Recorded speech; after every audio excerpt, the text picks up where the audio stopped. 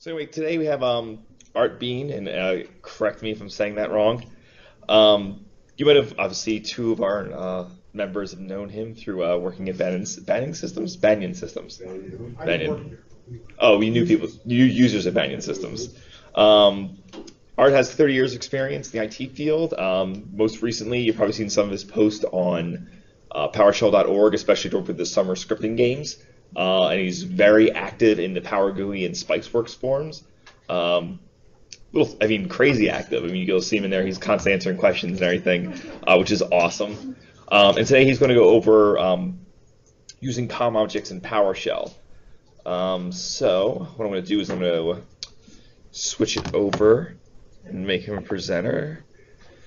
All right, Art, I'm making you a presenter. I'm ready if you're ready. Sure, go right ahead. Okay. Can anybody see my screen? Sorry, we shouldn't mute that. Yep, we can see it here. Okay, because I can see you. You know what, let me I'll stop the video.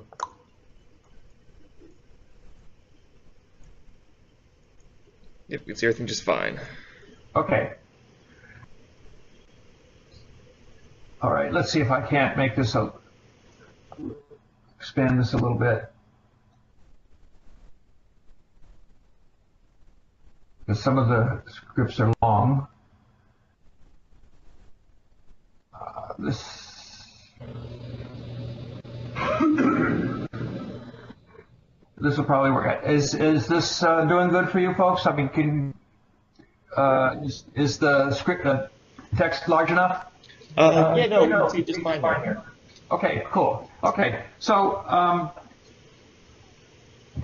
spend a lot of time helping people with Excel, and I've been doing a lot of work with Outlook for quite a while, and also in Visio more recently. So what I wanted to do was to share some of the things that I've learned about how to make that all work, how to make COM objects work in PowerShell, because it's really not easy to get started with it. And secondly, it's really, really, really, really slow unless you can learn a few tricks. So first of all, though, let me get started with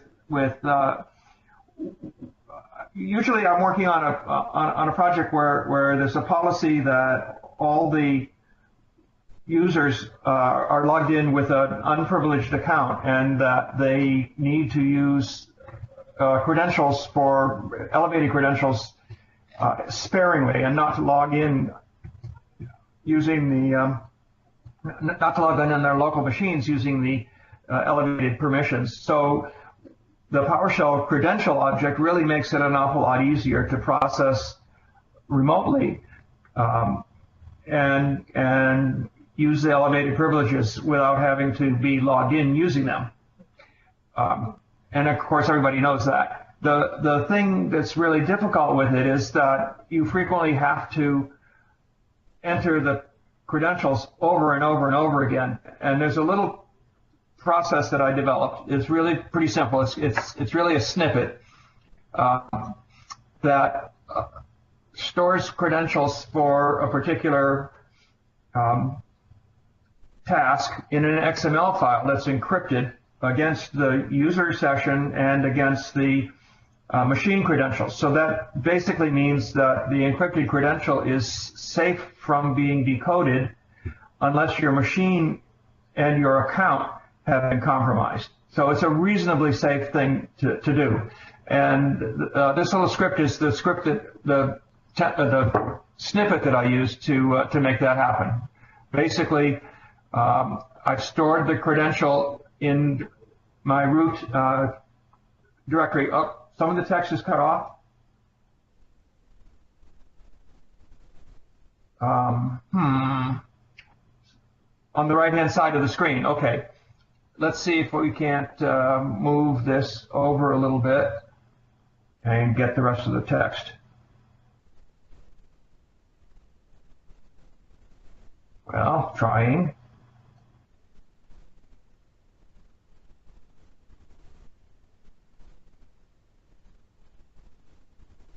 All right. right, then we'll scroll. By the way, this snippet file that I'm using for this presentation, I sent that to John and Lito, so they should have it and be able to distribute it to you if you want a copy of it.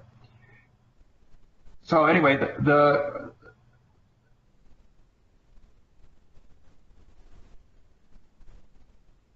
should be able to see more of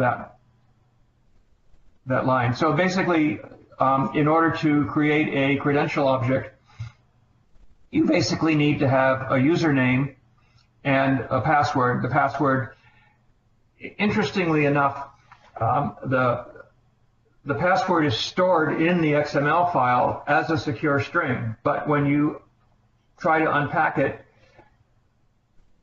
you'll need to convert it to a secure string. And the same happens when you are doing it in the reverse direction on the catch side of this try-catch combination, where you've entered the credential using the normal credential process, and you take the username and the password. This time you have to convert it from a secure string, even though it's in plain text. Convert it from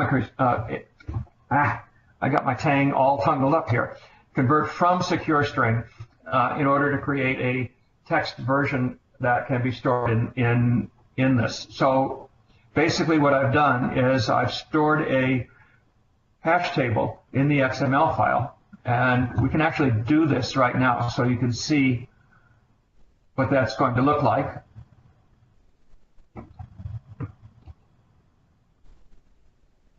So we'll just call this admin credential, and then we'll just give it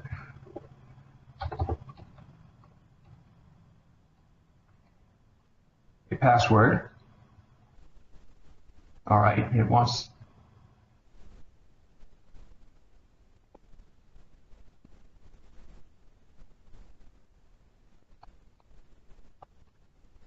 we'll do that. So now we've stored it in that XML file, and if I import it,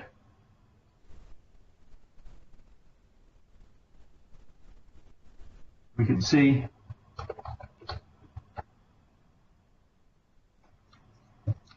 it's a hash table that contains a password, the encrypted version of it, and then the username. And we can take that and we can turn that into a real credential object. And there we have, well, it's hard to see this way over on, let's go over here because of the way this does it.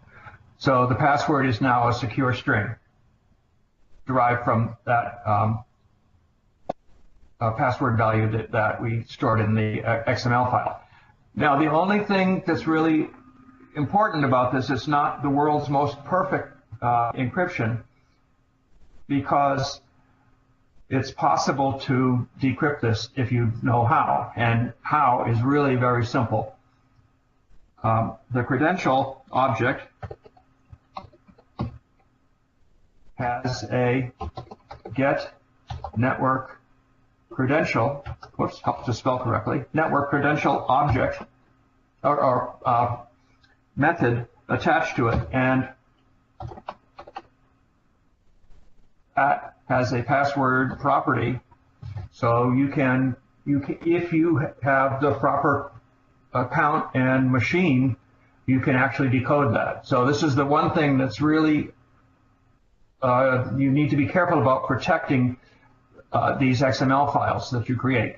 Moving that XML file to another machine or for another user to attempt to decode it, that will not work. It will only work on your machine and in your account. So you need to have physical protection for them.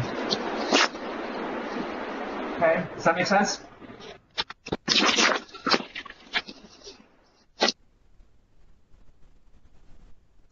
All right, so let's jump into the COM objects a little bit. First, let's look at Outlook. This this piece of script was actually written in PowerShell 1, so there's going to be a big change when we look at Visio and Excel, because those were written in PowerShell 2 and 3. But when just to start with this, if you've looked at any COM object scripts or sample scripts that you can find in MSDN, they're almost all written in Visual Basic.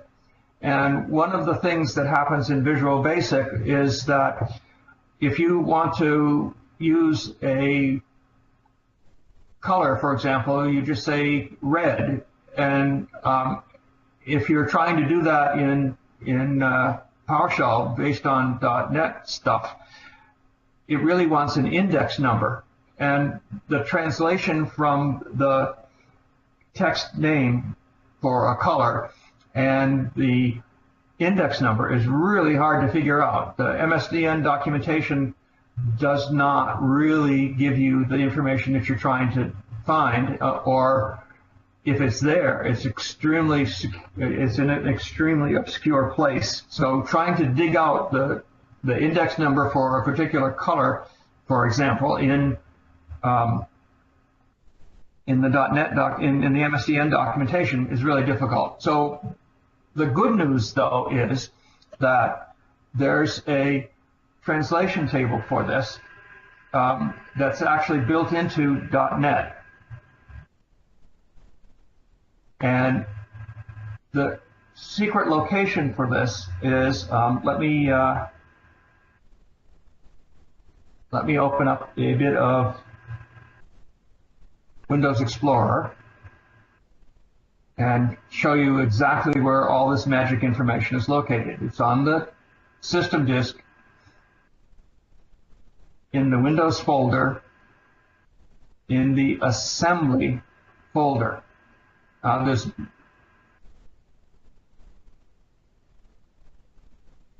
three or four pieces of particularly useful information. Black screen, how come?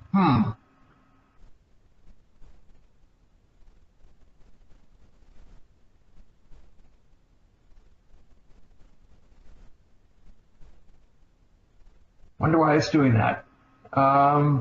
Okay, so anyway, what you want to do is to go to, let me just type it in here for you. C Windows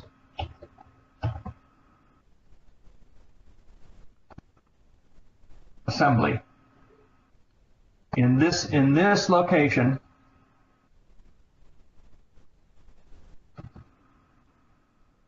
is listed all of the .NET assemblies, and the ones that you're going to be looking for if you're working with the Office COM objects is going to be Microsoft, Office, Interop, whatever the application is, Outlook, and Excel and Visio and Word. All of the applications have the Interop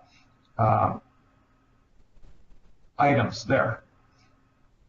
In the PowerShell 1, the only way you could load those assemblies is with the load with partial name function or method against the reflection.assembly object.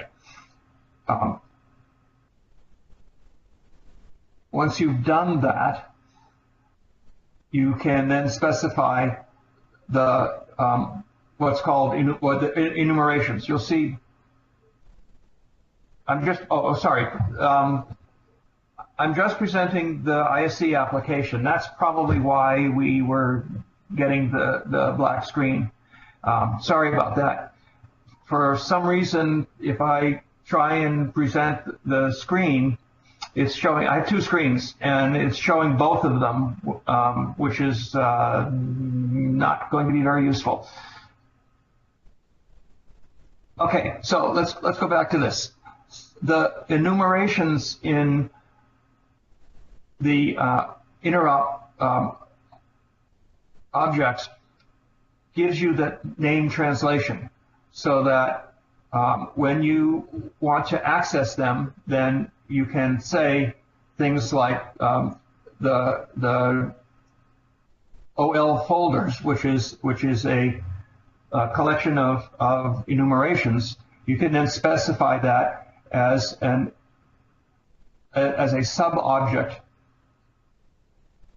of the of that interrupt object. Now, it's an awful lot easier to use in starting with version 3. So I will show you that next. So don't need to worry about this, except that what we're creating is types which have names based upon the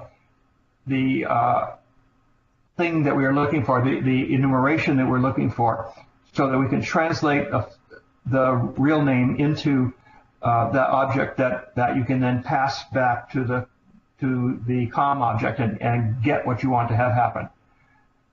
So I hope that's not totally confusing. We're going to go over it again when we get to the next section. In any event, this is basically how we're going to save the names of things. Always create a new COM object. It's a new object, COM object, and then the name of the application that you want to connect to. In the case of Outlook, the very, very first thing that you have to do, and every single time that you open up Outlook in PowerShell, is to get the MAPI namespace. Within that namespace is contained all of the messages, calendar, folders, everything that you could possibly want to have.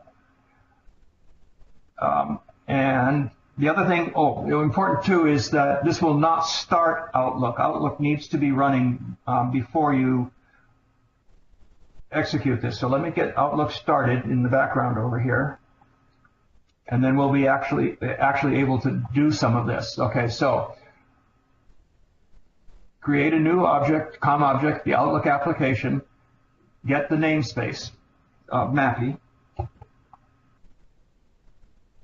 and then we can do things like within that namespace there are a bunch of objects. You can do a get member to find out all of the objects, but typically the first thing you're going to want to work on is folders. So you can get the list of folders that exist in your system simply by saying namespace.folders and then select the property that you want. So I have 3 folders in my session from Outlook.com, from my Mindspring.com that I've had since forever, and Gmail. You can then open up one of those folders simply by giving it a name, specifying it as a parameter to the folders object. Within that folder, then, there are more folders, and you can be kind of fancy about extracting things from it. So we can open up my Outlook.com folder, and then give a table with the name, the number of unread items, and the number of total items in that particular folder. So you can just keep doing the typical PowerShell object type activities against the objects, against the folders within Outlook. The same thing that you can do is you can continue to dig down in it. Each of the objects, each of the COM objects within the Outlook namespace has potential having folders in it, so that you can just keep nesting all of the folders. You could say so Outlook is this Outlook object here is a folder. We can look at the subfolders within that folder, and then we can look at subfolders within those subfolders. So it is really nested a whole lot. The interesting thing, however, about working with COM objects is that the specific item that you are looking for is in either a folders collection or an items collection. And we'll look at the items collection in just a second. So if we take the inbox folder and we want to see what subfolders are there, we would do this. I'm sorry, that selects that folder. So we would see the folders of that by saying folder.folder.items, and that would give you the subfolders within this inbox folder. The items object is the actual collection of messages. So that if we were to look at the first item in the folders items, this really gets kind of a obscure way of writing things to locate something, but we could see the item number 1 object within that by looking for looking at the properties that it has, and then we can then dig down into it and find more detail. So if we were to look at that, whoops, here we go. What's the error here? A null-based item. Oh well, the world's not perfect.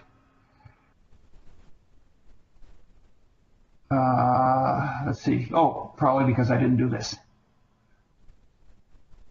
No? Debugging online here. Let's go and do these all again. There we go. No? Still no going. Ha! How unusual. Well, anyway, what I wanted to show you was that when you get to the items,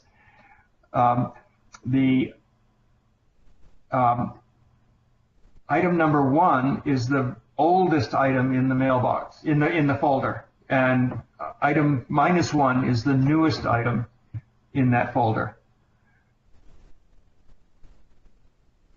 Now it's interesting why there are no items in that folder.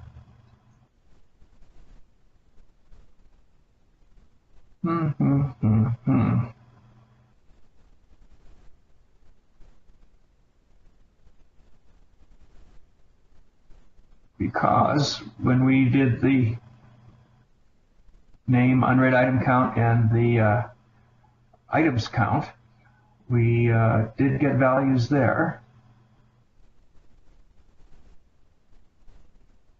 for each folder. There is a folder named inbox. Well, let's see what we've got here. What's the problem? Box folder dot items dot count 0. How interesting. I wonder why that is. Because the inbox folder should have 575 items in it. How interesting that we didn't get it.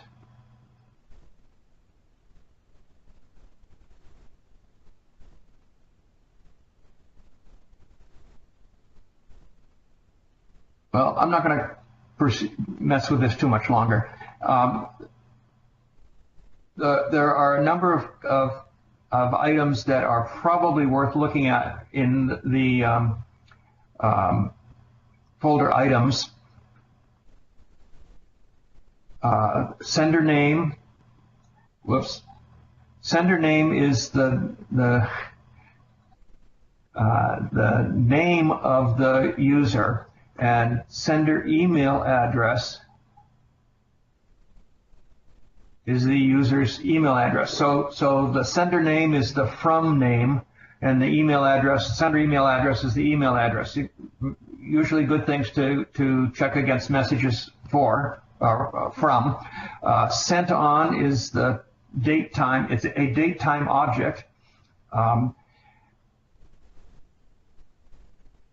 For when it was sent, and subject, of course, is subject. The body of the message is the body object. So you can work on quite a few characteristics of the message. There are a number of methods that apply as well to the messages. One of the most common things that I work on is messages that have attachments.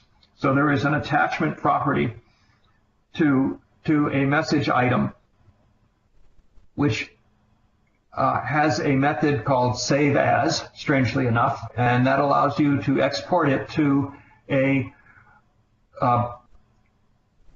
particular kind of file. And the kind of file you're going to want to save it to is one of these OL save as items. And the thing that is probably important about it is that when you do the save as property, you give it the address that you want to save, the folder name that you want to save it to, and the type, which is the save as type.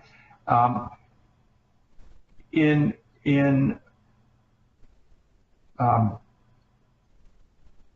Visual Basic, you just give that type as a string, but to find out what that type name is in PowerShell, it's a little bit more complicated. So we have an object called bucks OL save as. Oops, I didn't. Sorry, didn't execute that piece of the code yet. Let's do this. All right, so OL save as doesn't return you very much of anything at this point, but it turns out that this object is a enumeration, and there is a enum.net structure, and get names as, and that returns you the names that you can save it as. So you can save it as a text file, an RTF file, a template, a message object, an HTML object, vcard, vcal, ical, save it in Unicode, or save it in MHTL. Yes? Oh, you can't see the console line, is it? Oops. Sorry, it's too low. How's that? And let me move this over to the right a little bit. Is that better now? Good, good. Okay. So whenever you have one of these enums, and that will apply whatever version of PowerShell that you're using, the get names will return the string that would have been used in Visual Basic. Now, each of these objects actually does have a numeric value that you could use instead, an index value. And sometimes when you're looking up in MSDN's documentation, you will find what that number is. But it's really pretty kind of easy, because you can then you can retrieve any one of those objects very much the same way. So OL save as is a type. It's an enum, as you can see on the base type of it, and takes a double colon, and then any one of those objects. So if we say OL template, it returns OL template, strangely enough. But you can get VALUE underscore underscore, 2 underscores, and that will give you the number, index number that it translates to. Okay, so this is just something that's going to happen all the time, and is just something you're going to have to remember. But it's common for all of these enums. They'll all work the same way.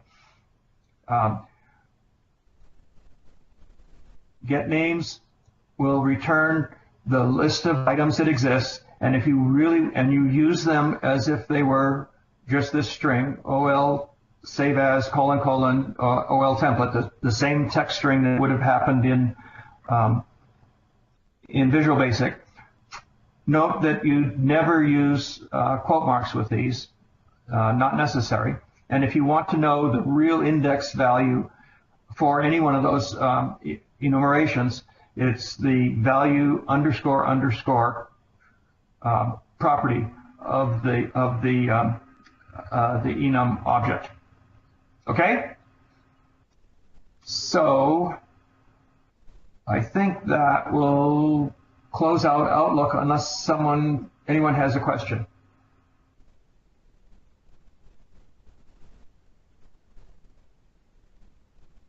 Let's move on to Visio. Okay, so in Visio, this is the PowerShell version 3 version of how you add the enumerations. It's a little bit easier in some ways than the version 1 way. There's a new commandlet, add type, that was added, and add type takes an assembly name parameter, and this is what I was trying to show you before. Let me see if I can't do this. Share program. Let me see it. Let me switch to it doesn't show me Windows Explorer. Oh well. Well, I guess I can't do that. So you should do it on your own machine. Anyway, go to the C Windows Assembly folder, and you will see that the first column of it is assembly name, and that will be the Microsoft.interop.visio or whatever application that you want. And you have to scroll down until you find that particular one. The next item will be the version number.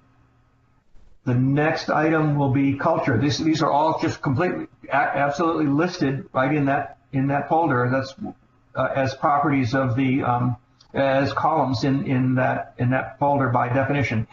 The culture column, however, is often blank. Whenever the culture column is blank, you use neutral as the value, and then there will be a public key token for the items. Now, that public key token is going to be the same for every object of the same type. So all of the Microsoft.Office.Interop objects have the same public key token, and then you have to use the pass-through switch. 14.0.0.0 version number refers to Office 2010. 15 is Office 2013.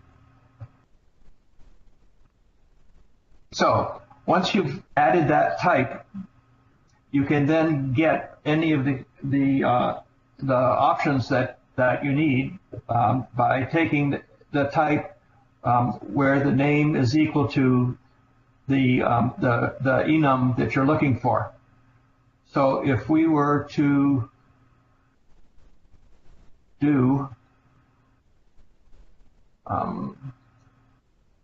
me move this up more. Whoops. Need to execute it first. Okay, so now if we do viz types,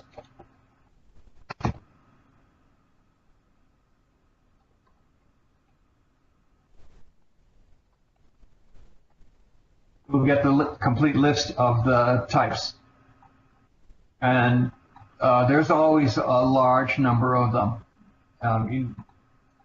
So it's going to take quite a bit of effort if you are starting from absolute scratch and trying to find the enums that you're looking for. Most of them, though, the enums consistently in each Office product start with a 3-letter code for the object. So all of the Visio enums start with VIS. Now let's go back and look at a couple of them, like enum visual default colors. And let me just run all of these. Missing closing statement. Where did I do that?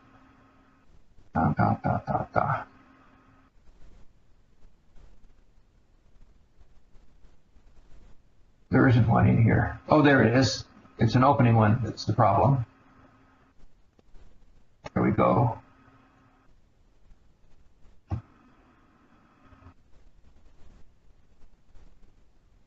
Okay, so Visio colors then. We can do that. We can say enum.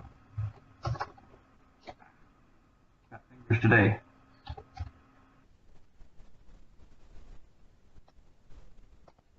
Get names. Viz.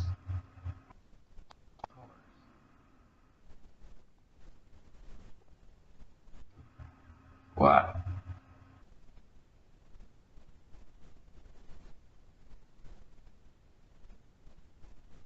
Oh, sorry. Something didn't work right here. Viz types, viz colors. Sorry for debugging online with you. There we go. So here are the colors that Visio understands. So if we wanted to use dark red, then we would say viz colors viz dark red.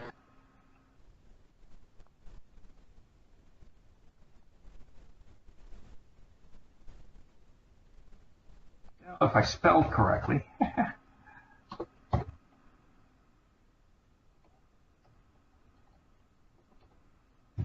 And has the index value of 8. Okay, so starting Visio is exactly the same as starting Outlook or Word or anything else. New object, com object, Visio.application.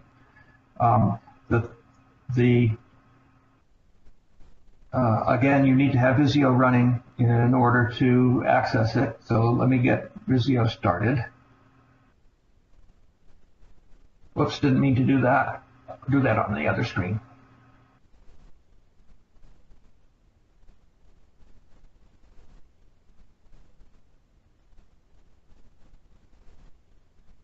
We'll have it in the background.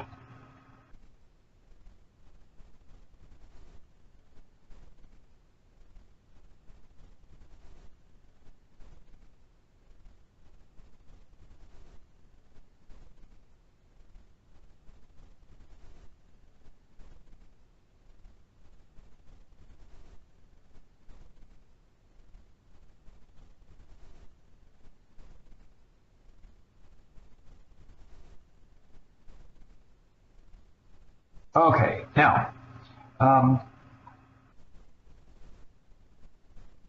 when you're working with Visio, you're working with the Visio documents object, and one of the first things you need to do is to add stencils. And so here we are adding a stencil, which is the basic network diagram, US units. And this is basically when you start Visio manually, these will be the Visio templates rather than stencils. Visio template that's offered to you. You use the same names here as you would when you start Visio manually, except with the .bst extension. Here's an example of using a one of the enums. We can set the paper size for the document that we've just created to be paper size E. So we look at the viz paper enum to get the list of paper sizes that it would work with. we want to work with the active page. That will be page 1 at this point. If you are manually modifying or interacting with Visio after you've started a PowerShell session against it, one of the things that will happen is that you can manually change the active page. You run the Visio active page again, and you'll switch to the page that you've switched to. In this particular case, we're also going to add some more stencils or another stencil to the document. So in this particular case, I've predefined, I've made a variable for the shapefile because the length of this line that's going to add it is going to be pretty bad. So in this particular case, I'm loading the visualization Visio stencil that comes from VMware, and you give it a path. And in this particular case, I've rather than explicitly pointing to the My Shapes folder in the My Documents folder, I've used a long PowerShell way of doing it. Join path to join path of the My Documents folder. Now, the reason I actually started doing this is that this script was originally written in for Windows XP and moved to Windows 7. And in Windows XP, the name of your My Documents folder is my space documents, and in Windows Vista and beyond, it's just users. It's in your user account, and it's just plain documents. So getting the right name independent of the operating system, that's a little trick for making that happen. So we've got the path to the stencil, and we're going to add that path to the document, and then the stencil objects, the VSS files, have a collection of masters in that, and the masters have the same names that they are in Visio, when you're running Visio and you have a stencil in the left-hand column, same names for them. So in the case of of working with VMware, we have a stencil for the Virtual Center, which is the Virtual Center Management Console, and it's because these objects are COM objects. Again, we have to specify it by item and the item name. So we've got a Virtual Center console, we've got an ESX host, we've got a Microsoft server, a Linux server, some other server, cluster, VMware clusters, and VMware data center. So these are the objects that we're actually going to want to drop onto the document and manipulate. I've written 3 little functions that actually do that work for us. So add a visual object. We're going to have the stencil shape that we want to store. We have the name or the item that we're actually going to do. So if it's a server or a host or something, then that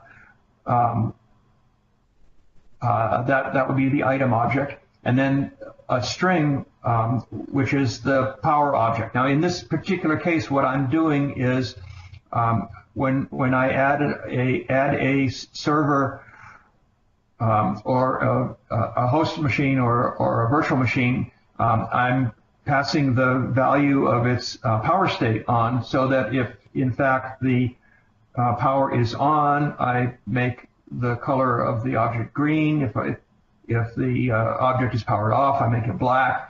And if there's I make it off is red. And if there's no indication of what the power state is, then I make it black. So anyway,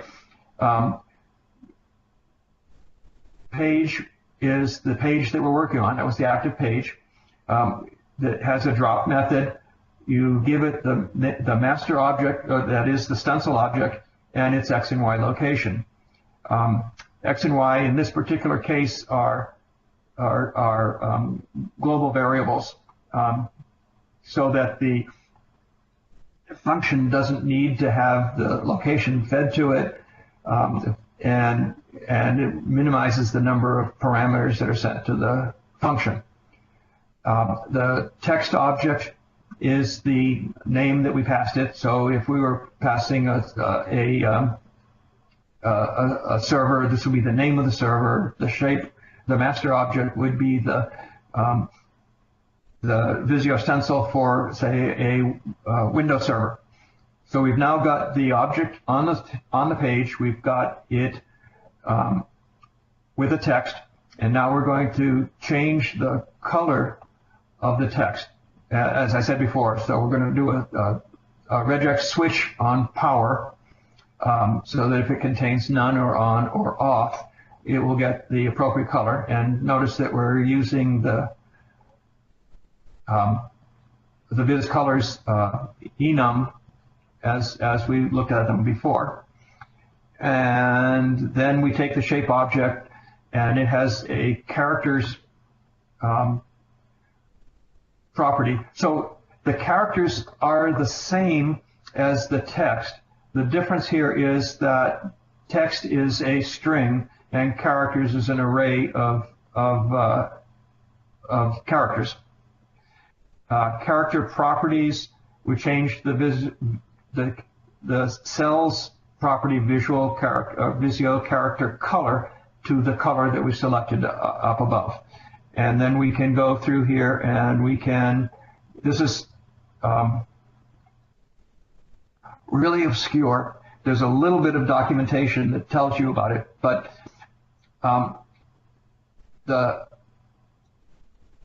shapes have a cells src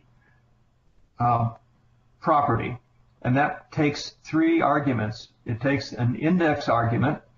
It tells that we're looking at a character. It takes a rows object, which says that we're looking at row characters. This is really obscure stuff, but it's going to be repeated a lot everywhere you work in Visio. And it takes a cells object, which is the font. And then there is a property called result IU. Result I is an integer and U is universal. Don't know where that came from, but that's been there since Visio 1. And then you give that a value, and that will change the font, and 62 happens to be the value of Cambria. I think I'm going to show you a little later how to find the font names and the index value for the fonts, and an alternate way of working with them. And then the last thing we're doing here is we're going to make the characters, the cells character size, and we're going to make that 10. So we just changed the font of the object to Cambria 10 and green, black, or red. So that puts an object on the page. The next function that I wrote is called connect, and basically what this is going to do is it's going to drop a connector onto the page. And again, this is just a obscure way to do it, but the method for doing it is obscure. So anyway, so we've got a page. We're going to drop onto that page an application.connectorTool data object, which is all built into it. And in this particular case, I'm just dropping it at 0, 0, at the lower left-hand corner of the page. And I've fed to this function two objects, the first object and the second object, which is what add Visio object returns. It returns the shape object. The shape objects move the beginning of the connector to the first shape, and it's so this is the connector, and the beginning point, and this is again something that you have to discover and memorize, because it's or keep as a snippet, because it's cells U begin X is the beginning point to start the connector. So the beginning point of the connector is always going to be cells U begin X. You want to glue to the first object and its pin X property. So the connectors have begin X and end X properties, and the objects have pin X and pin Y properties. We don't need to use the pin Y property in this particular case, because connectors are 2D objects, so they only connect to one point in the shape objects. Do the same thing. Move the end of the connector to the pin X object, pin X location of the second object. So that just drops the connector onto the page, connects the two objects that you want to have happen. Let me shrink some of these things down. Now, this is really kind of an interesting thing, and that is in a lot of shapes, you want to add some additional information besides the name of it.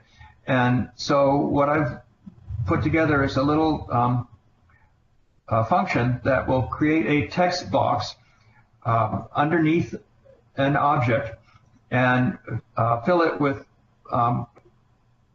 arbitrary text string. In this particular case, we take and we pass a shape, which is the object that's on the page, and then the text string. So what we're going to do is we're going to locate the pin X location of the object, right? This is the same location we used to stick the connector, and we're going to subtract 1 inch from it. The Y location, we're going to take the pin Y location, and we're going to subtract 1¼ inches from it. These are arbitrary numbers that I just found by trial and error. So when you do this on your own, you may want to do something different.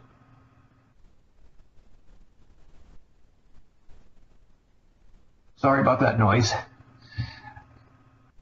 Okay, so TV is the text box, and so on the page I'm going to draw a rectangle that begins at X and Y locations and ends at X plus 2, so it's going to be 2 inches wide, and Y plus half, so it's going to be half an inch tall. So we have a 2 inch by ½ inch rectangle that's drawn onto the page.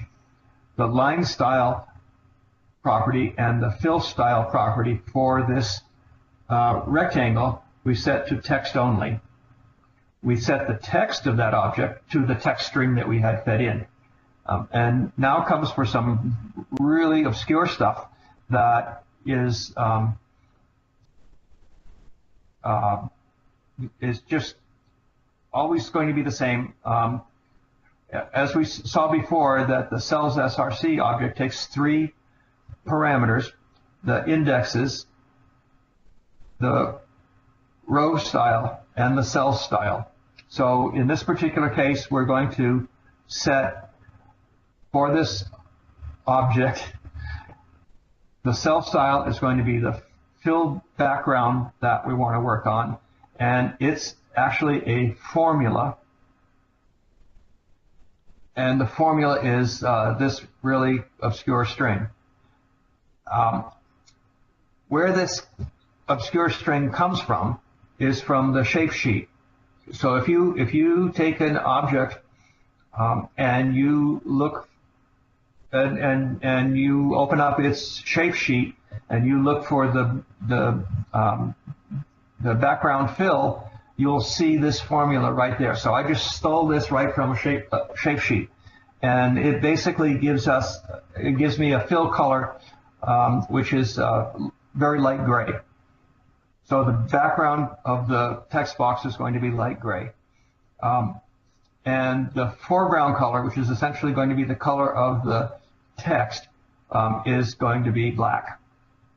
And so this was stolen from the same thing, from the same shape sheet. Fill pattern, same thing. The value 1 was stolen from the shape sheet, and that's basically solid. And the fill pattern, the line pattern, same thing, stolen from the shape sheet, and value 1 means solid.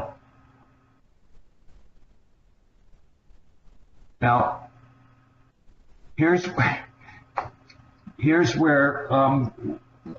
we're doing some really moderately difficult stuff. And that is to say, I want to find the index number for the Arial narrow font, which is the font that I want to use on the characters that are inside the text box. And there's a number of fonts in the document. In this particular, in the case, I'm running Visio 2013 here, and there are some 290 fonts. So what I'm trying to do is I'm trying to find a font that has the name Arial narrow, and then I want to extract from it the index number. Now, it turns out that when I was running Visio 2010, that index number was 33, and in Visio 2013, it turns out that that number is 34. So I had previously done it by hard coding the number, but in fact it doesn't. It screwed up a whole bunch of documentation when I switched to Visio 2013. So I went through this mechanism here to find the actual index number for the particular font. And once more, we go through the cells SRC, the indexes, section character, rows, row character, cells, character font in this particular case, and then we set the result IU, the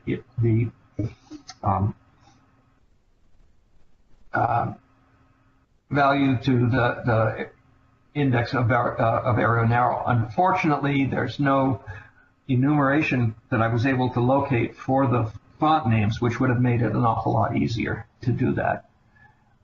And the last thing I do is I set the character font size to 9. Now, in theory, we could do the character props method against the character object, the character array, and that would have been viz cells viz character size.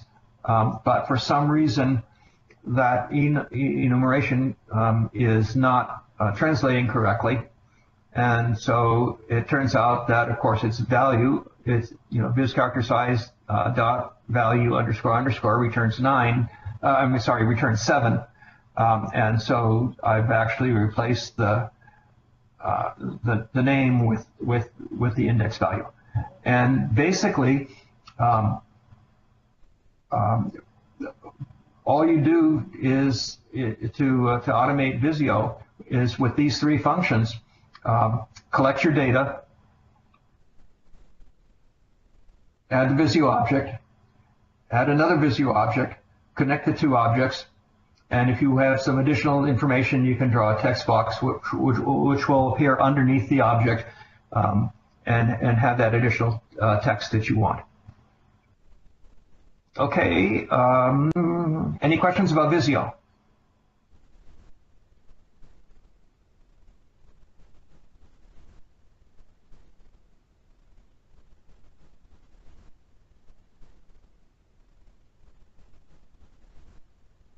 Okay, let's move on to Excel. Excel is probably going to be more commonly used. So here we go once again.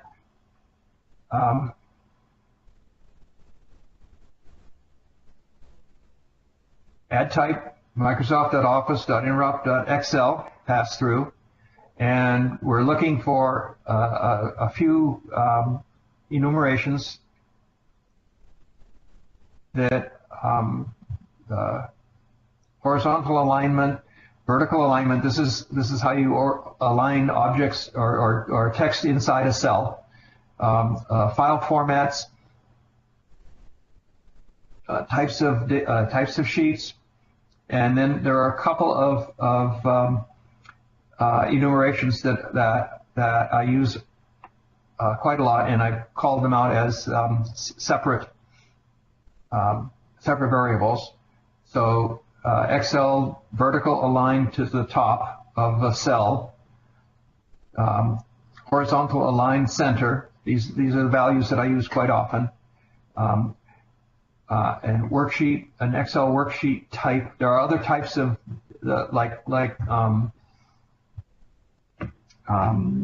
graphs and the sort that the sheet type could be. And then the default workbook type, which is a file format. So when I save the document, I want to save it as the default workbook type, which is XLSX in 2010. And it's XLS in earlier versions. Again, you start Excel by, you connect, this will actually start Excel. You can start Excel, new object, com object, Excel.application. You can specify the number of sheets in the new workbook that you've just created, that you're going to create, and then you can add a workbook to the Excel object. In Excel, you can have multiple workbooks currently open, and you can have multiple worksheets in each workbook. So in this particular case, starting off with one workbook and one worksheet. Activating it and turning it visible, and then a couple of functions. Now, one of the things that is really an important thing to remember about working with Excel, and that is if you're working directly in Excel, what you need to do is you need to process each cell in the spreadsheet independently. And if you have a lot of data to process, if you've got, well, one of the things that we do at work periodically is check on the patches and updates that have been added to servers to basically do an audit of them. Well, when that finishes, there are some 4,000 items that we're trying to put into this Excel spreadsheet, and it takes hours to load all that data into the spreadsheet. So instead of loading data directly into a spreadsheet, what works incredibly fast is to store the data in a CSV file, import the CSV file into Excel, and then process that whole worksheet. That's basically the process that we're going to go through here. This first function adds a CSV sheet. So you give it the name for the sheet, and you give it a collection of data that you want to put into it. Now, sometimes the data that we're creating is a hash table, and sometimes it's a standard collection. So if it's a hash table, you can't export it to a CSV file very easily. You need to convert it into a standard collection or a standard CSV type object first. So if the collection is a hash table, then we're going to create a we're going to take that collection and generate a bunch of rows. So the first row is going to be the names. It's going to be the list of names of the keywords in the hash table. And this comes from the first object of it comes from each row. We create the name of the object from the key in the hash table and the value from it, and we do that for each row. And so now we have converted the hash table into a standard CSV compatible object. If it is not a hash table, if the collection is not a hash table, then we just dump it right into the rows object. Export the rows object to a CSV, create a second workbook in the same document which has that CSV in it, identify the worksheet item 1. Again, it's an item because it's a COM object. The contents of it are items, which is that first page. Sheet is in the first workbook. It is the first page in the first workbook.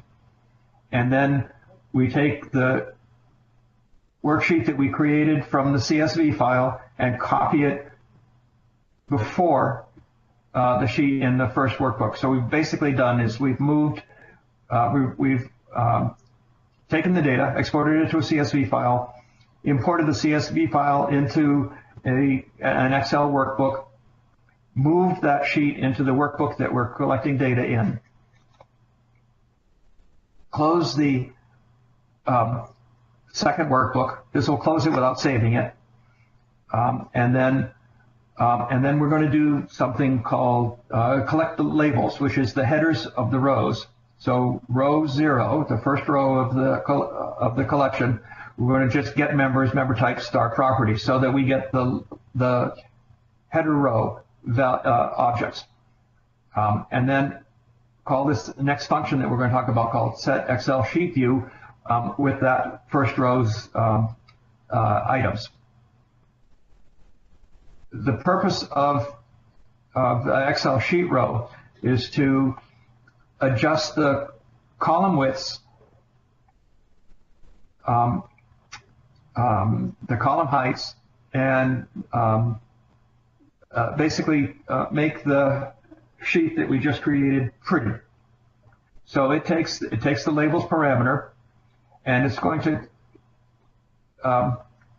compute something called, that I call rank and file, just I don't know, for kicks, sort of. So what we want to do is we want to take and we want to find how many labels there actually are. And so we're going to do here is we're going to find how many sets of 26 there are, 26 letters.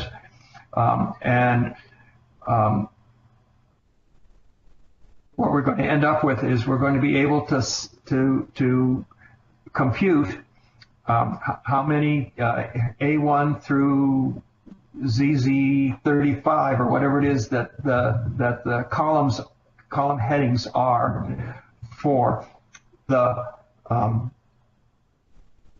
in the Excel spreadsheet that we just created.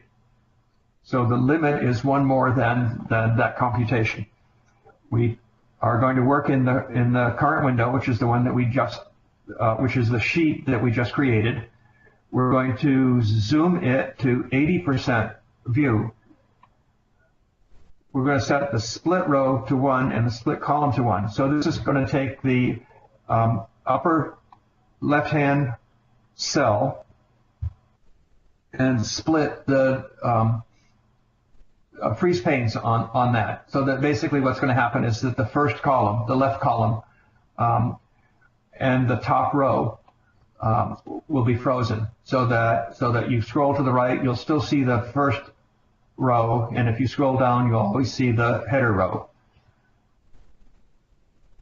The next thing we're going to do is we're going to take the active sheet, and on that sheet's range, we're going to take every one of the columns and make its width be 75.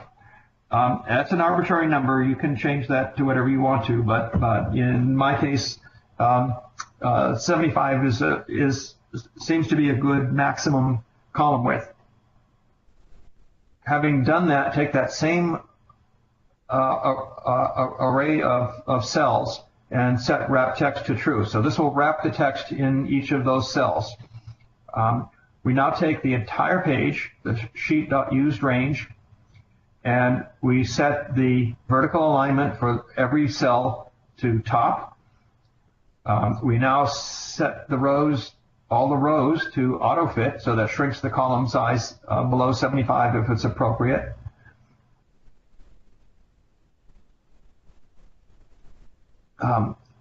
We then take the range again, and we set the font to Cambria. In this particular case, Excel does not take index objects like Visio does, so this is really kind of nice. Set the font to bold. So this is the first row, Cambria bold, and it's set to center. And that's basically the whole kit and caboodle, making really interesting things happen in Excel pretty quick. You collect all the data that you want to process, add that to the CSV sheet, which exports it to a CSV, imports it into Excel, and then set the sheet view, which then makes the page look pretty. So by following this, you can put multiple pages into the Excel workbook. So collect some data, add it to the CSV. It will automatically set the sheet view once the data is put in it, and it'll run much faster than the processing of cell by cell. Okay, that is basically what I wanted to present to you. If there are any final questions, I'd be happy to answer them. And if not, pass it back to John.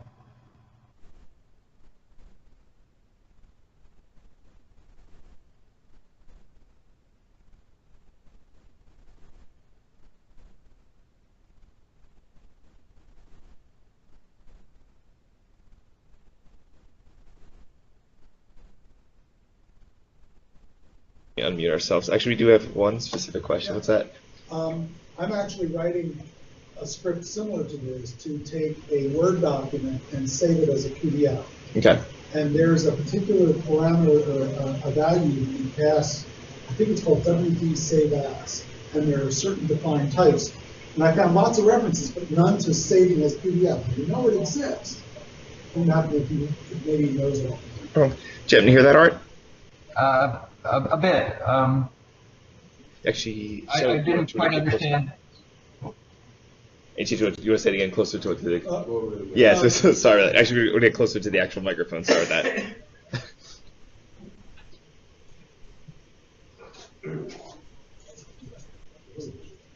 It should be good here. So, Art, I'm actually working with a very similar set of functionality, but for Word documents. And what I'm doing is I'm creating a Word document, and then I want to save it as a PDF. And I know there's an interop feature where you can use I think it's called WD Save As, and you have to give it a type. And all the examples I've seen give me types like saving as an RTF or a docx from a doc file. I was wondering if you happen to know what the type definition is for PDF. No, I don't, but what you're going to want to do is in Word, add the type, Microsoft.office.interop.word, okay, and then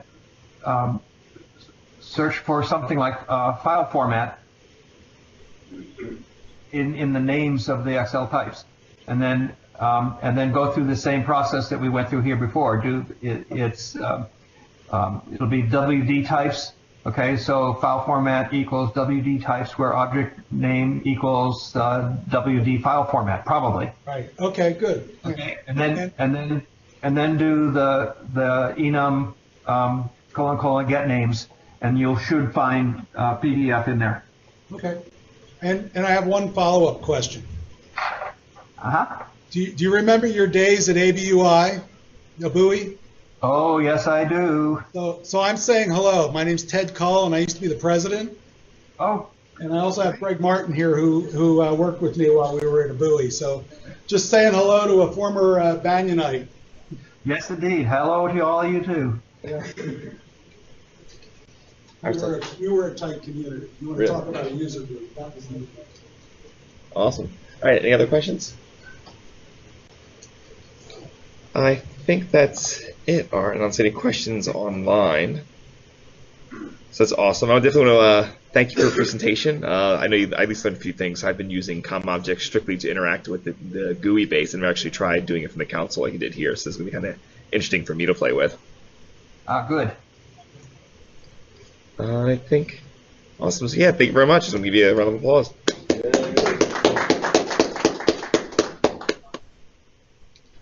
Awesome. All right. I don't know if Lido had anything, but did anyone now? Joe, did you want to go over something with the group? All right. Let me bring that up real quickly. All right. We have Joe Camp, one of our members, actually go over a script he's working on. Save all attachments.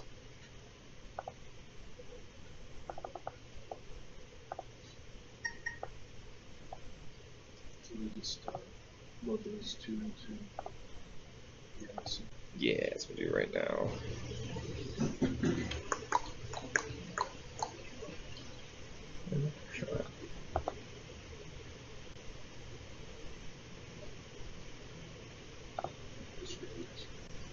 Yeah, it's gonna. Let me also pop out my mouse for it, make it a little bit easier.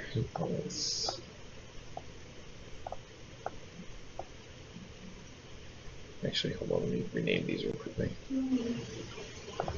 Name sweeping. I wrote that in Perl. That was 15 years ago. Wow.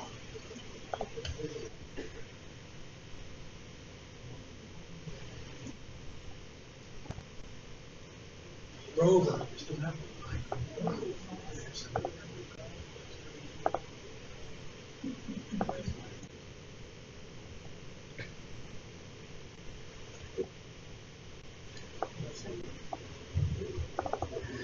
Alright, so what I'll do is we'll start sharing.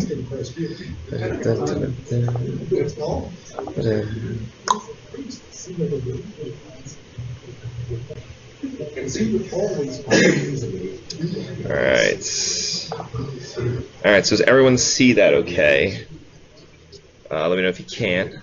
In the chat room. It's going to be kind of hard for me to do this both at the same time. Alright, should look good. Alright. Muted or no? Nah, I think we're good. Let me make sure we're unmuted. No, we're definitely speaking, so we're good.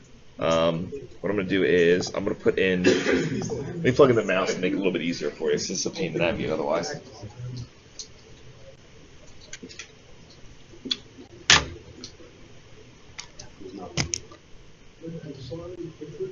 Alright. Alright, feel free to hop that.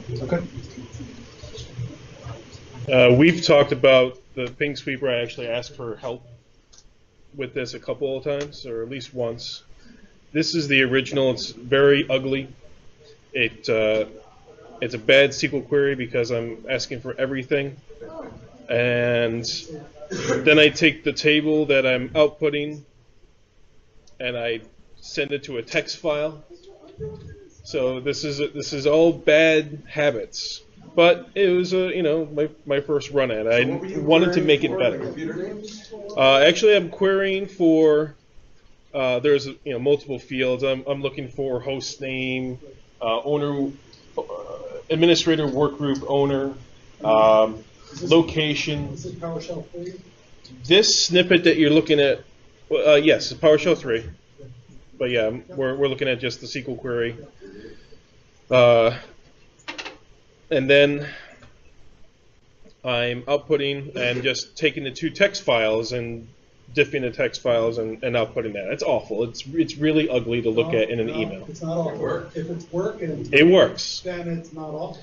However, it could use some improvement. I wanted to improve it. Yes. So the last time I brought this up, I said, listen, I want to make it pretty. Want to put it into an HTML email because this gets emailed because it goes out at 7 in the morning on a Sunday. Nobody wants to log in at 7 in the morning on Sunday.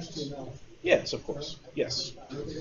Right. So currently it goes out via email and it's just a text. And I'm hard coding line breaks in there. It's not the greatest. So some of the suggestions from this group the last time I brought this up were A, don't query for everything all at once. B, you probably don't have to query for it each time against SQL. C, use CSV instead of text. And ultimately, what I ended up with was this thing. So I think if you plagiarize John's HTML, you know this style sheet. So let's collapse this. Actually, put that in a separate file. Yeah, it's especially good if you have a very hairy and large CSS file. To me, the one I did was small enough. I was like, it's fine in there. Really too much, so I didn't print the lines top. I think maybe the next iteration I might do that. It just makes it easier for you to yes. work with this code. Right. Right. So, that's obviously a big chunk of lines here, but this looks familiar. This is our SQL connection string. Obviously, I'm now using CSV. The premise is the same. On Saturday night, I run through. If my before file doesn't exist, then I skip to the bottom. So that's what I'm going to do first. I'm going to go to the bottom. If the before file doesn't exist, we get to here. In which case, I am just looking for a search code, which is in our CMDB, the posting.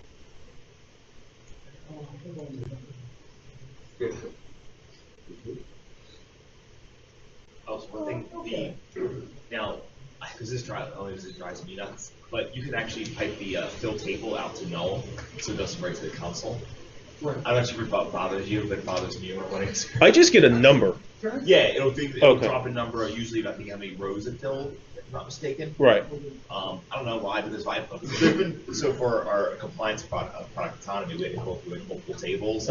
So whenever we run the script, it gives you about 30 or 40 lines of random numbers. Okay. And you only run this query once, right?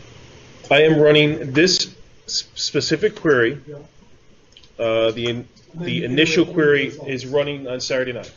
But it just runs once per run. One time, so right. One thing I've been working with this lately, so if you want a couple of things you can do to make this ideal. Not necessarily better, but okay. You can use the PS snap-in, and then you can just use invoke SQL command, which is like you'll use 1/3 the amount of setup.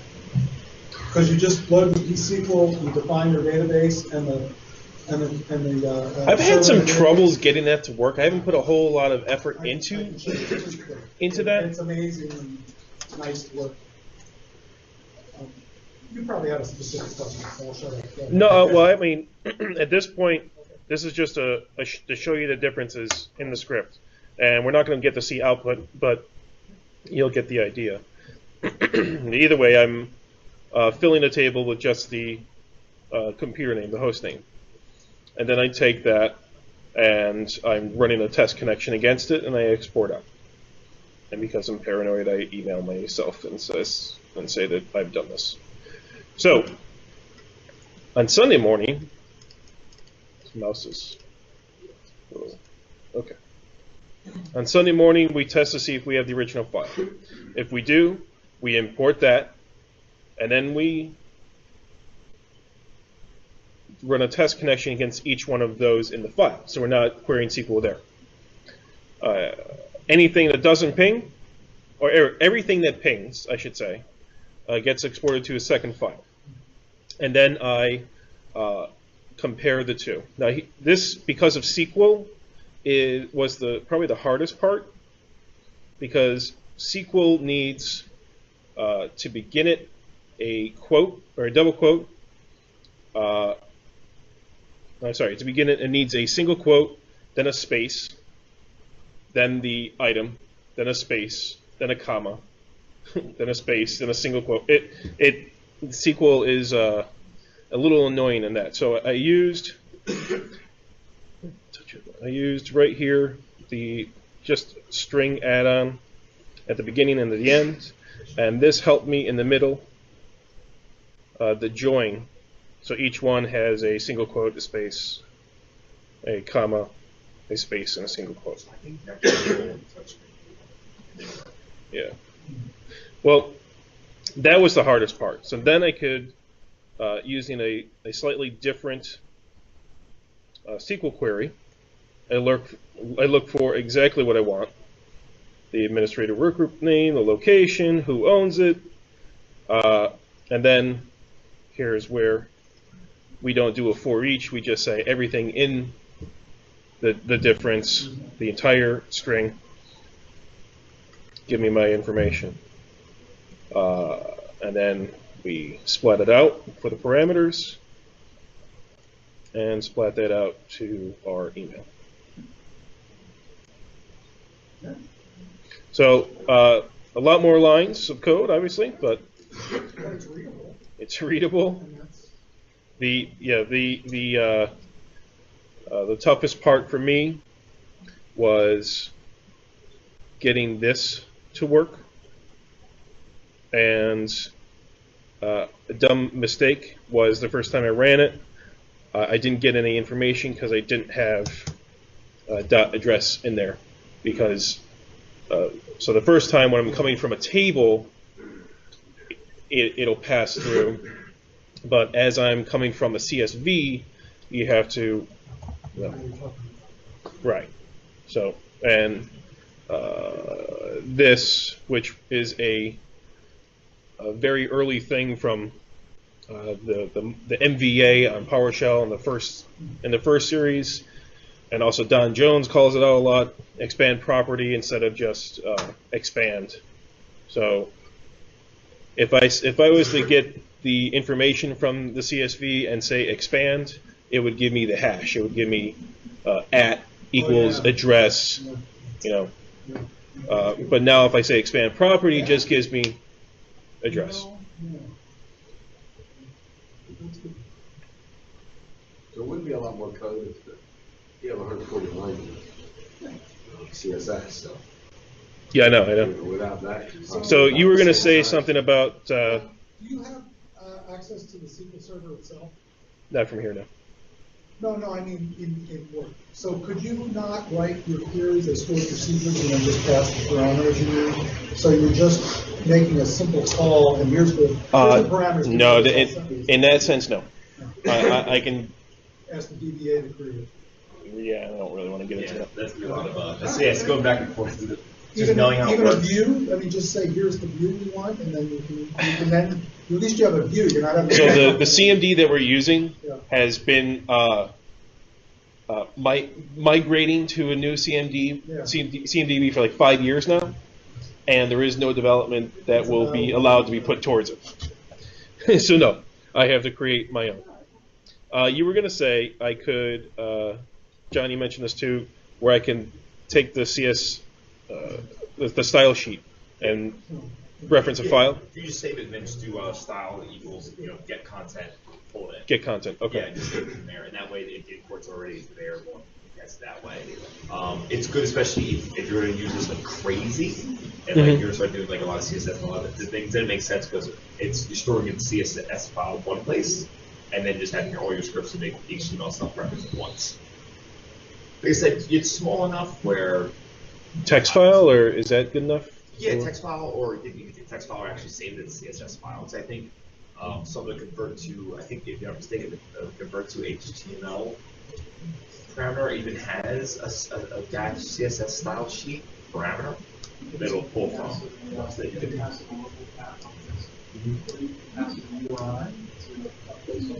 Yeah. But can I pass it to a DFS? So, yeah, that'll work.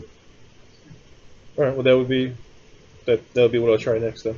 Because we are going to use this more and more.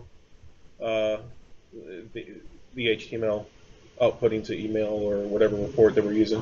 I always complain about that. I said, in our department, I always complain about our core staff, make up the core team. It's just like a lot of their stuff is just like false text that gets sent. Yeah, and trust me, I knew it was ugly. I knew I had to get it done, but it's nice to go back and revisit your scripts and make them better for where you are at the time. Now, in a year or 2 years, I might look at this and say, "Oh God, this is awful. What are you doing?" But that'll be based on more experience. Yes, exactly. You know, so it just means you're learning more. You go through. And you build up to it. You get stuff. You've got working, and that's where a piece of money and spending time is trying to get some, like the SQL query working, and now you can go work on it. Can I see where you're exporting your HTML? So this is it right here. So take my table. I'm calling out my properties. This John actually helped me with this, and the example it starts off as name equals something. So and I had an empty row or empty column. You just have to start in the example that you might have either from John or Don Jones. You must start your A1 column row with something that is an item here. Properties equals, yeah. You have an example of this?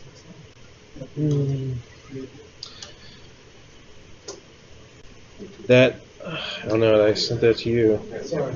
I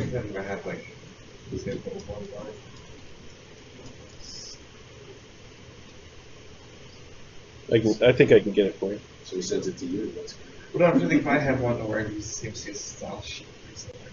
So you're essentially you're taking table HTML and piping that to convert it to enhanced HTML fragment. I've never seen it. Yeah, so you could have, so as you go through, let's say that you have multiple fragments. Yeah.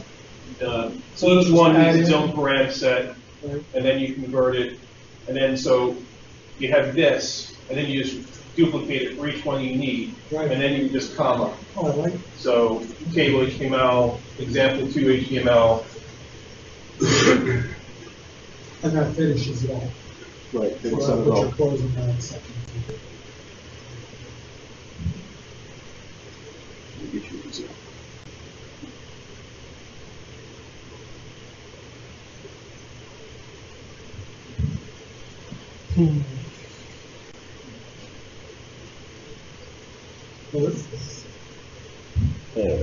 I got the. Let me show you the bad one first.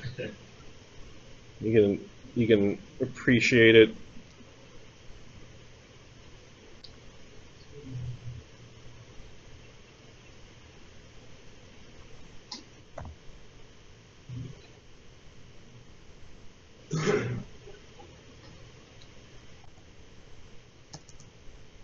I don't think I have any incriminating email.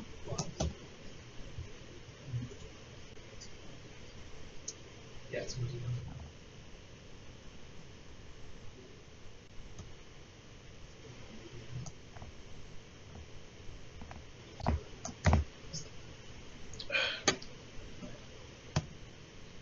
Doesn't work. Does the keyboard work? There we go. You need a. Because it's so soft. Yeah, it doesn't lay flat either.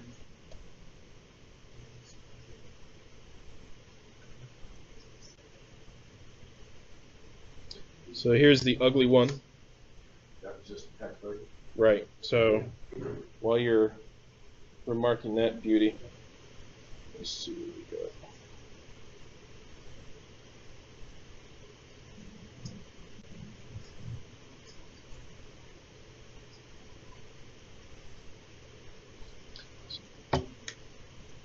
Here's the updated one.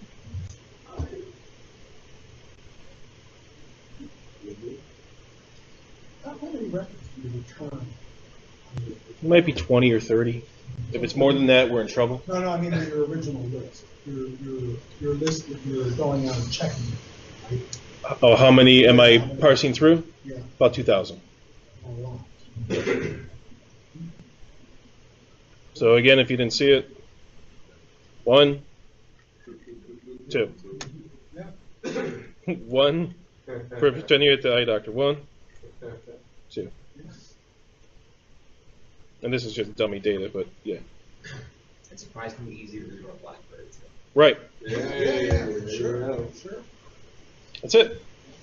Good job. Thank you.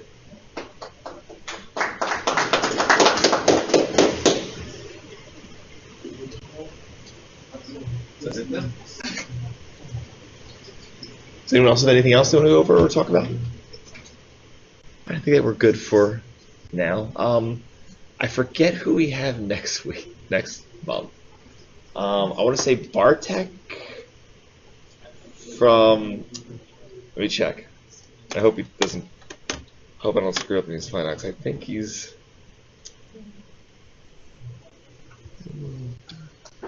Get the old OneNote.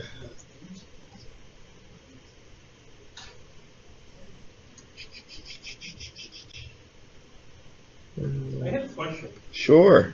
From what I've read or researched, Yeah, Bartek, sorry. was if I wanted to take an existing internal web page, embed it into an email and send it, I know I can do it with VBScript using CDO message.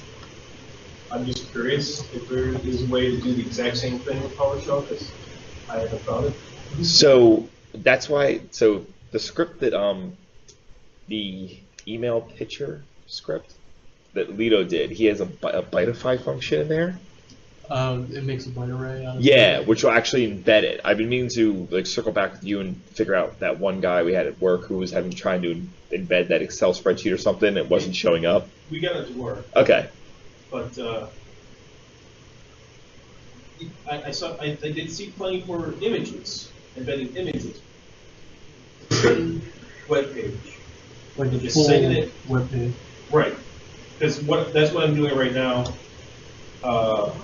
With VBScript, I just take the web page and I can pass it through.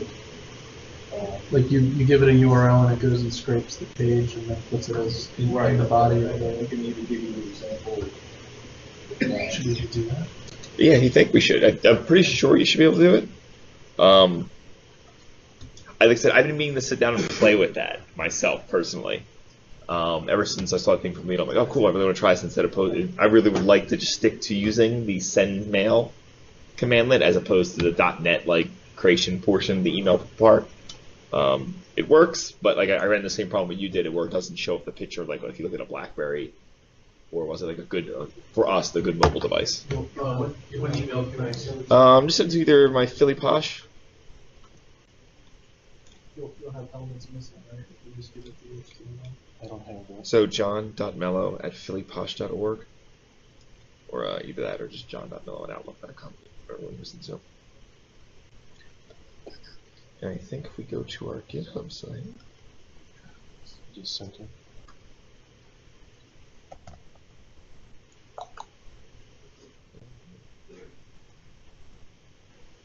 but when we what, our GitHub site? No, my code. That's fine. So this is an example of two fragments put together. Is it in PhillyPosh? I put it under Philly in the. I don't think I subscribed to it. Go to Nice, sure. Wait, put that back. It's like, wait a minute. Isn't that on like Walking Dead or something? How long did it take me? Well, And then I don't know, a 2015 month? one. I don't know. Yeah. Okay. Yeah. Okay. Because I want this. to get good data, I have to ping the entire environment. Yeah. I I don't remember. really want to do that a Yeah. lot, so And it's a little flashback. I wait until. So I just have my existing Stringify. Working- Byteify. and my new one side by side Mundify. running over the weekend when I wanted them to. And I would only get, I mean, I wouldn't get results until I figured out what was breaking. But Yeah, so on our GitHub site actually, it's just PhillyPoSH, GitHub, github.com/PhillyPoSH, on the 2014-01, Lido's photo flashback PS1 actually has a few scripts here where he goes over in some little bit of detail. As Lido said, it's a little ugly, and it's not ugly in a sense. Just it's not a. It's garbage. It's like your house after a party. It just needs to be cleaned up. It's just fine. But he has a Byteify and a few other scripts here where he took actually the file itself and was able to get into it as a byte string. So when he actually used send email, it's down here. I think the word is lazy. I'm a lazy PowerShell guy. Where I have a, I don't know if you know Colin Haley. Colin Haley has very much a strong developer's background, and so he knows that he can manipulate it however he wants. So he'll take data and he'll split it and he'll throw arguments at it. But I usually try to take a step back and say, well, what if we just use the PowerShell objects that are given to us and work on it? Go from there. So in that vein, there has to be. Well, maybe there doesn't have to be a way. Yeah. But I'm expecting that there's a way, because if I could probably pull up the code, the VB script code. It's about 8 lines. It's about 8 lines to do what I want to do in Visual Basic. So. Yeah, I would say definitely look over this because, like I said, I've been meaning to look over it and I haven't had the chance to because I wanted to revise the one email we have at our current place of work where it sends out an email every Monday morning, and I was like, okay, cool, I want to rewrite this just in straight PowerShell as opposed to doing like all these pulling all these .NET objects and references. And all that fun stuff. This is essentially a SCCM report. Do you have like the HTML as a file, or do you hit a web server? And I'm just hitting the web server. So either way, like you should be able to, I think, like grab the entire content of that HTML file. Yeah, I tried. Put it into a byte array, and then stuff that in the body. And now, like it depends on how.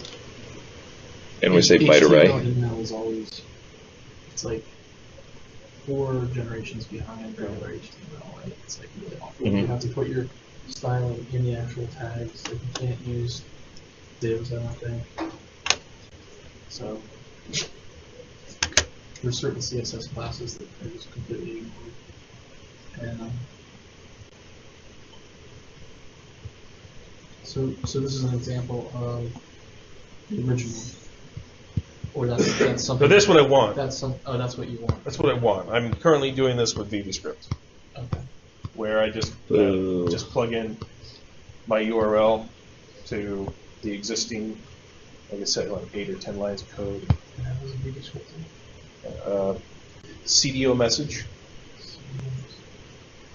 So it's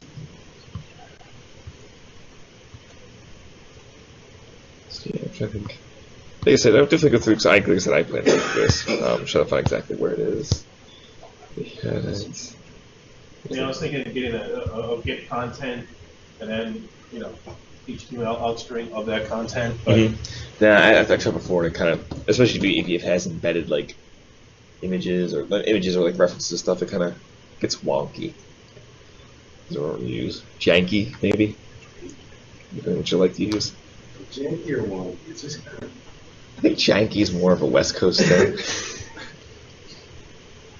I'm not sure what else. Besides, does anyone have anything else they want to go over? If not, well, thank you for everyone for coming. Like I said, next week we have Bartek. I'm pretty sure I'm murdering his name. Not 100% sure. I think he sent me his topic, and I totally forget it. But his blog is pretty awesome. He actually recently did an article on the speed differences between different custom object creations, which is actually pretty interesting.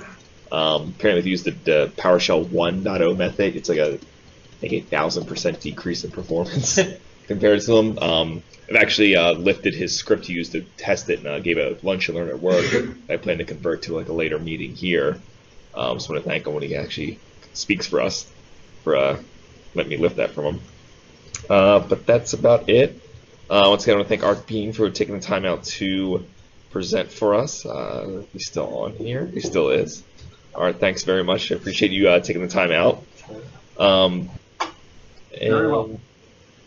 Yeah, Art, and also when you get a chance, just when you get a chance, send your mailing address to info@PhillyPoSH. That way we can send you a thank you. We normally send tasty cakes it's a kind of a local regional delicacy for us. So when you get a chance, just send us your mailing address, and we'll send that out to you in the next week or so as a thank you. Cool. Once again, we appreciate it. You have a good night. You too.